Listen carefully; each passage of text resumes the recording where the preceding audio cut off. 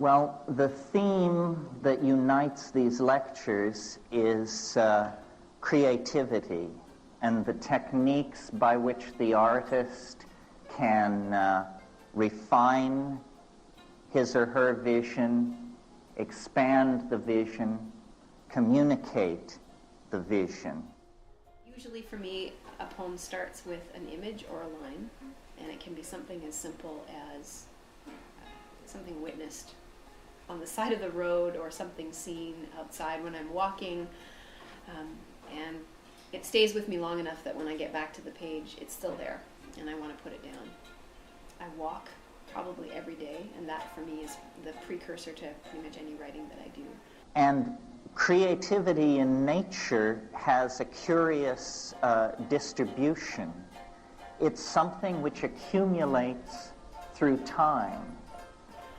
I find that being outside and just the rhythm of footsteps on pavement, there's something rhythmic about it that feels like it sets the music or the cadence for whatever I'm going to write. And then I think that happens over a period of time, and I keep going back to the same image. It gathers language, and I keep coming back to that over and over again, and maybe if I'm lucky, a few months down the road, I'll have a poem that feels like it has a center and it feels whole.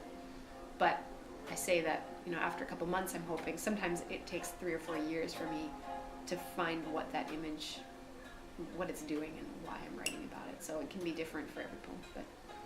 But it takes a while for it to undergo a declension into more creative realms. And these creative realms are distinguished as domains of difference.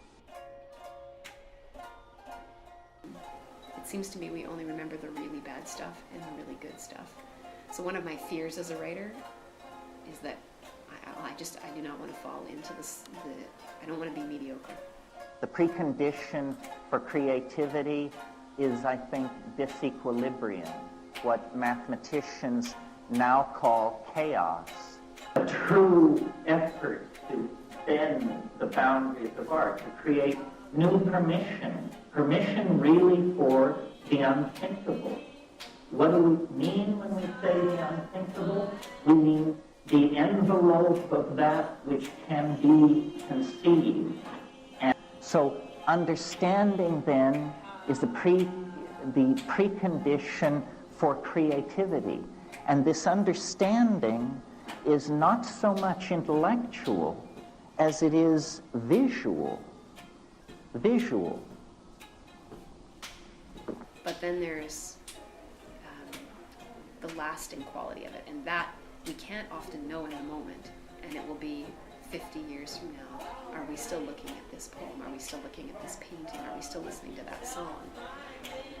And often writers who are revolutionary in their time, they weren't appreciated in the moment. It's only posthumously that we go back to them and say they are amazing. I think of somebody like Gerard Manley Hopkins, who was this kooky little priest, and he wrote these wild little sonnets, and nobody knew what to do with them. They thought he was, he did have some issues with mental instability, but he was writing revolutionary verse at the turn of the century, early 20th century, and people, they didn't publish him. They thought he was too strange, too weird for the time. Now he's anthologized and held up as an example of, look at how revolutionary he was. So we're reading his poems still in 2011. No, it's 2010. We're reading his poems in 2010, 100 years later, and but at the time it wasn't appreciated. So I don't have that kind of prophetic vision to know what we're going to be looking at now. But over very large spans of time, we can say that creativity is conserved, that the universe becomes more creative, and out of that state of creative fecundity, more creativity is manifest. What I call the auditory imagination is the feeling for syllable and rhythm, penetrating far below the conscious levels of thought and feeling, invigorating every word, sinking to the most primitive and forgotten, seeking the beginning and the end. It works through meanings, certainly not without meanings in the ordinary sense, and fuses the old and obliterated, the trite and the current, the new and the surprising, the most ancient and the most civilized mentality. A simultaneous structure, the auditory imagination.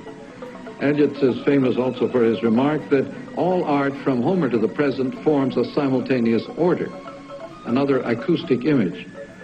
All art from Homer to the present is simultaneous, it's all here, and the advent of any new kind of art modifies the entire structure. The same is true of any musical structure. The advent of any new note, any new phrase, any new rhythm modifies the entire structure. I think the same is true of all of our technology, since all of them are extensions of our own bodies, and therefore any innovation in technology modifies our relation to ourselves and to our bodies. Thank you very much. Does that help at all? Yes, like a lot. Like, Okay. Are there any other especially- questions? No. Okay.